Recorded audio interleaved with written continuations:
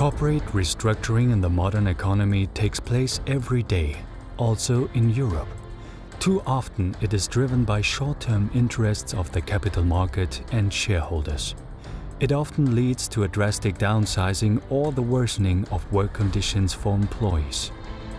In general, we see there is more trend to more short-termism, which means decisions are taken very soon and very strong and without informing the workers' representatives. And now, over the last 5 years, we see there are more job losses and job gains throughout this restructuring. Theoretically, there are 4 main forms of restructuring, but in most real cases one will find a combination of 2 or more. The most common form is internal restructuring.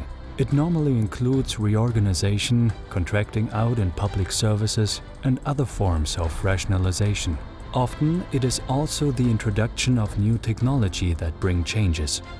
According to the European Restructuring Monitor, around 7 out of 10 job losses were caused by internal restructuring since 2008. The most drastic form of restructuring is bankruptcy and closure. During the crisis, the number of organizations that had to close down increased, also because of the credit crunch. In most cases, small and medium-sized businesses are affected by bankruptcy. Since 2008, 1/5 of all job losses were due to bankruptcy or closure. The next form of restructuring is caused by mergers and acquisition. However, mergers are often followed by an internal restructuring, for example, to increase synergies, which accounted for 3% of job losses. The final form of restructuring includes offshoring and relocation of production or services.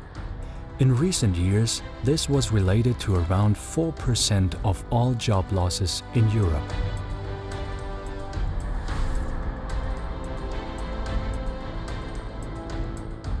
It's often argued that if you restructure the public sector, if you privatize services, if you contract out services, if you liberalize services, jobs will emerge in other parts of the economy. There, in terms of evidence, is that in the electricity sector, over a period of 10-15 years, more than 330,000 jobs had disappeared.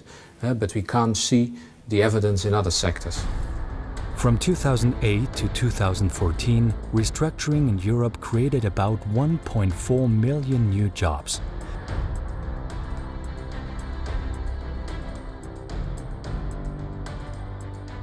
But at the same time, nearly 3 million jobs have been cut. This is a clear deficit on the side of the employees.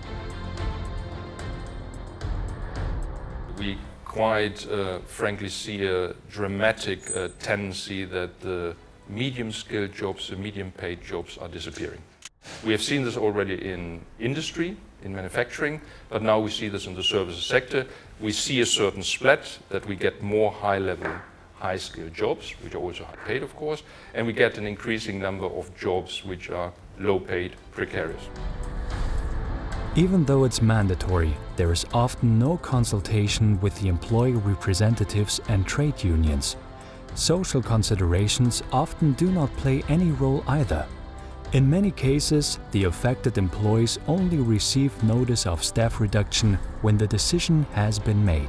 Thus, the legal rule that employee representatives should be informed and consulted already at an early stage, both when it comes to making decisions as well as implementing the restructuring measures, too often is not applied.